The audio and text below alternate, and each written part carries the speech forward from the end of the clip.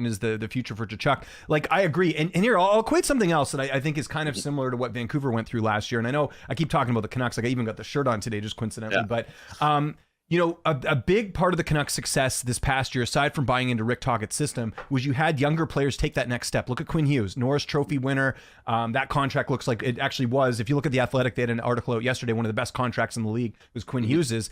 You had guys take that next step. I think Ottawa's in a similar position. You have guys, like you mentioned Stoltza and some of these other guys that I think can take that next step next year with a new coach. You got the goaltending, you got the confidence. That's something, too, that I'd be willing to bet on as far as why I think Ottawa will make it. And I think Brady Tkachuk's another one, too. And maybe he sees that and he wants to stay. Another thing I'll kind of equate with the Canucks as well. Look at a guy like Philip Hronek. A lot of people, there's all these rumors, oh, he's going to want $8 million and he wants out and he doesn't like the media. But he specifically said, I like playing in this locker room. I like these guys. We have something good here. We have a young core that's going to move ahead. I see similar situations there with Ottawa. So that's why if I'm a betting man right now, I think Brady does stay because he'll start to see success with the team this year.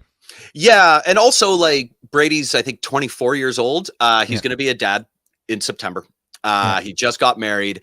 He's not his brother, right? Like, they play similarly on the ice, but in terms of like personality, like, Brady does seem like a good fit for the Ottawa market. Did they give him the captaincy too early? Probably. Brady and Tim Stützle in particular have, I don't want to call it an immaturity problem, but it's just a lack of like high-end leadership experience. Let's call it that. Where when they get high, they get very high.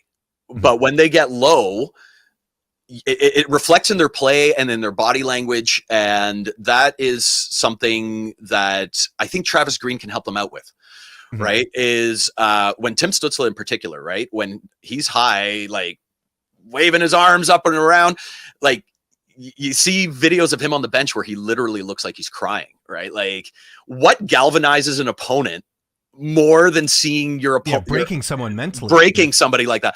And then Brady's the same thing. I don't know if you saw those Detroit highlights from a season and a half ago. I know exactly what you're referring to. Like, who wants it? Who wants it? Right. And it's like, okay, dude, like, you're giving them ammunition. Right, you're giving them motivation. And Travis Green went through this with JT Miller. You remember the talk the year before JT Miller was he can't play defense, right? And like that was a big thing. And there was do you remember that exchange between him and Luke Schenn? And it became a huge thing where like him and Luke Schenn were like arguing on the bench and all this stuff, and it was like a big thing, right? I think that was during Boudreau, but still, like Green's dealt with like hotheads before. And look, a guy like Rick Tocchet comes in, Miller's playing his best hockey, and he's playing defense now. You know, so it can be turned around. Is kind of what I'm getting at. The maturity.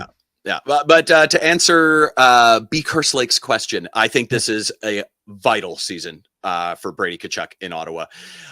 Once you're down to 3 years left on the contract, right? If this is another season where they're out of the playoffs by 15 points before Christmas and just the vibes are terrible and all that, now as management, you need to start looking at, well, we've got a superstar unicorn player who plays with the energy of a fourth liner, who hits hard, gets 30 goals every year, is in that 70 to 85 point range, has leadership ability, comes with name brand recognition, right?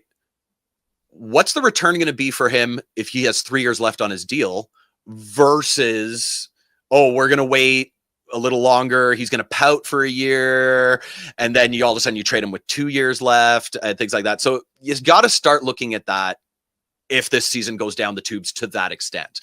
I think Brady will be happy to stay if it's a near miss in that particular case.